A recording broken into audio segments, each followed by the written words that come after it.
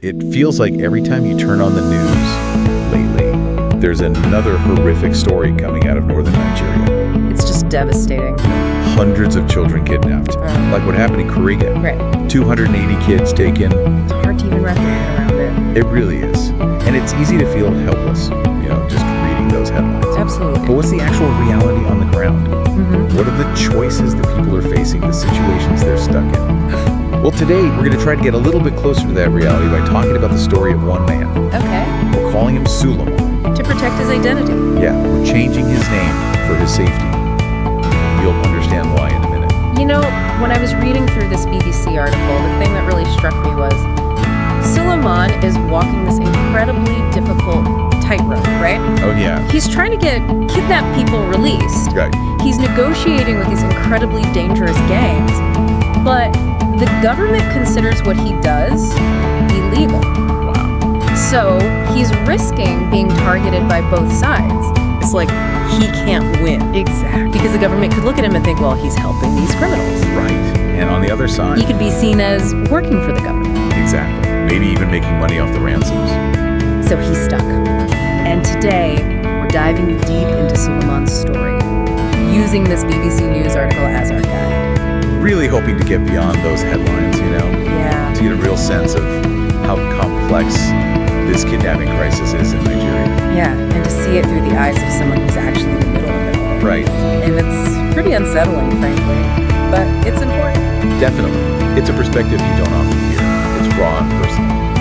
Okay, so how did Suleiman even get into this? It wasn't like he woke up one day and said, I'm going to be a hostage negotiator. No, this isn't a career path, right? It's not. It actually all started back in 2021 when members of his own family were kidnapped. Oh, wow. Can you imagine? Oh my, having to deal with that. And he describes his initial efforts. He was basically just speaking with the bandits, begging them. That's so vulnerable. Yeah. Just to plead with these people. It really shows you the desperation of these families. And in the end, he actually was successful in getting his relatives released. Oh, thank goodness. But there was a huge personal cost. Oh. He had to sell his farm to pay the ransom. Wow. So you can see the financial burden these kidnappings put on people. It's devastating. I mean, it's bad enough to lose a loved one, Right. but to then be forced to give up your livelihood? It could bankrupt people. Yeah. I mean, how do you recover from that? It's incredibly difficult. And it kind of makes you wonder, does this just create a cycle of poverty that fuels even more desperation? It's a real concern. So after this horrific experience, word got out that Suleiman had been successful. Right, and that's when things changed. Yeah. Other families started contacting him, asking for help. Because they were in the same situation. Exactly. Facing these unimaginable choices. And here's the thing. He helps them for free. He does. He doesn't charge anything. That's incredible. Well, After everything he went through, I know. risking his own safety, giving up his time. It's amazing. It's like a testament to human resilience, to community in the face of just terror. Absolutely. And we should point out, all of this started in 2021. Right. A year before, Nigeria outlawed paying ransoms. Which is key to understanding everything that comes after. It really is. Because now Suleiman is operating in this legal gray area. Huge gray area. And it's incredibly risky. Incredible. The article makes it clear that paying ransoms, it might be illegal in Nigeria now. Yeah, it's complicated, not always clear-cut. And that creates this huge dilemma for Suleiman. Of course. He knows he could go to jail just for trying to help these families. And that's not all. Right, he's worried about the bandits too. Exactly, because they're suspicious by nature, right? They could think that he's working with the authorities. Getting paid by the government or something. Right, and that would make him a target. He's literally caught between these two really dangerous forces. It's an incredibly precarious situation. So with all that danger, why does he keep going? Well, I think it comes down to his understanding of what's causing this crisis in the first place. Okay. He sees the root causes, the poverty, the unemployment, especially among young people, and the competition for land and resources. You mean between the herders and the farmers? Yeah, the Fulani herders and the House of Farmers, it can get violent. So it's not just random acts of violence. There's a context here. Absolutely. And I think that's where Suleiman's personal experience comes in. Right. He grew up in rural Nigeria. He He knows these communities. He understands their struggles. Yeah. He gets the lack of opportunities, the lack of basic things. It's like he can connect with the kidnappers because he's seen their reality firsthand. Yeah. Even though what they're doing is horrific, he sees them as people. He sees their humanity, their desperation. And it seems like that's crucial for his work. It's like he's able to build some kind of trust. Maybe. Enough to have a conversation at least. And it's interesting, even though the kidnappers often speak Fulfulde, the negotiations usually happen in Hausa. Which is the lingua franca in that region, right? Exactly. It just goes to show how communication and understanding, Yeah, it's all part of this. absolutely. So let's talk about these bandits for a minute. Yeah. I mean, who are we actually talking about? It's not some single organized group with a leader at the top. It's much more fluid than that. Okay. Often it's guys on motorbikes, armed to the teeth. Wow. And they have these networks of paid informants. So they know who to target. Exactly. It's a big operation and a pretty sophisticated one. The scale of it is mind-boggling. It really is. The Center for Democracy and Development, they estimate there are something like 30,000 bandits operating in northwestern Nigeria. 30,000. Yeah. And they're spread out over 100 different gangs. So each gang has its own leader, its own rules. Pretty much. Which makes negotiating really unpredictable. Suleiman says some gang leaders are more, well, trustworthy isn't the right word. Oh, I know what you mean. But some will actually release the hostages after the ransom has been paid. And some won't. Some will hold them longer, Yeah. try to squeeze out more money. So even if a family manages to scrape together this massive ransom,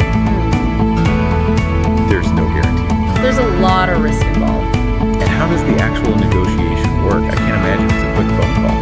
No, it can take weeks, sometimes even months. Really? Suleiman says sometimes it takes up to 50 days to get someone released. Wow. And it involves dozens of phone calls. He's constantly on the phone. It must be exhausting. And incredibly stressful. He says the key is to use soft language. What does that mean? It means staying calm, even when the kidnappers are being rude or threatening. Which I'm sure they are.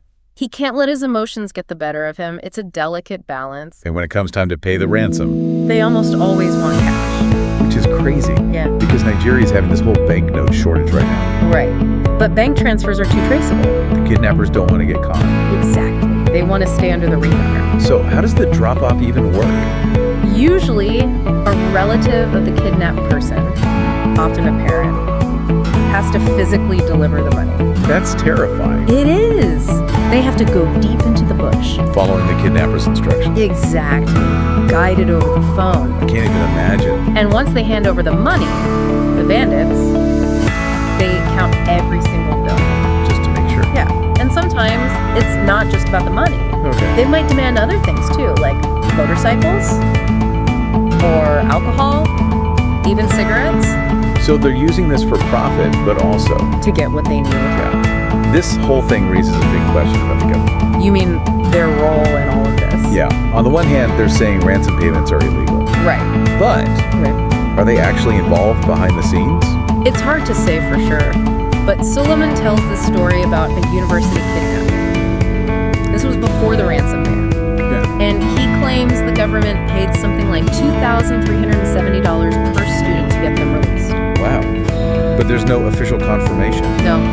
And Suleiman's theory is that the government doesn't want to admit they're paying ransoms. Because it would make them look weak. Exactly. Like they can't protect their own. Right, and you have to wonder, are these mass school abductions, are they a tactic? To pressure the government to pay. It's possible. Because even though the government denies it, there are reports that they still pay ransoms sometimes. It's like this big contradiction. Definitely. And it's confusing for everyone involved. Yeah. On the one hand, you have President Tinubu saying, we won't pay a dime. Right. He wants the security forces to get those kids back from Kuriga. But then you have these other cases where the government's actions might not match their words. In the meantime, the ransom demands. Yeah. They're just huge. It's huge. The SBM intelligence report, it says armed gangs demanded over $6 million in ransom payments just between July 2022 and June 2023. $6 million in 1 year. That's what they're saying. That's a crazy amount of money going into these criminal groups. It is. And Suleiman, he gets that. He understands that paying ransoms keeps this whole cycle going. He does. But He also doesn't think military force is the answer. No, he thinks dialogue is essential, even with the He bandits, thinks it's the only way to really solve the problem. to address the root causes. And he's the one risking his life to do it. And the article ends with this really powerful image. Suleiman living in fear of the next phone call. Another family desperate for his help. Exactly. But he's determined to keep helping. Wow. So we're left with this big question. Real dilemma. On the one hand, paying ransoms is illegal. But on the other hand, these families are desperate. What's the alternative? Is there a better way? That's the question we all have to grapple with. What are the consequences of each path? What happens if we refuse to negotiate? What happens if we do? There are no easy answers. Suleiman's story, it really highlights the human cost of all of this. It's not just about statistics and policies. These are real people. It's a powerful reminder. So, I'm gonna leave you with this thought. In a situation where the government can't or won't protect you, what does real community support look like? What does resilience mean in the face of this kind of terror? It's something to think about. Definitely. We're all in this together. We have to find a way forward.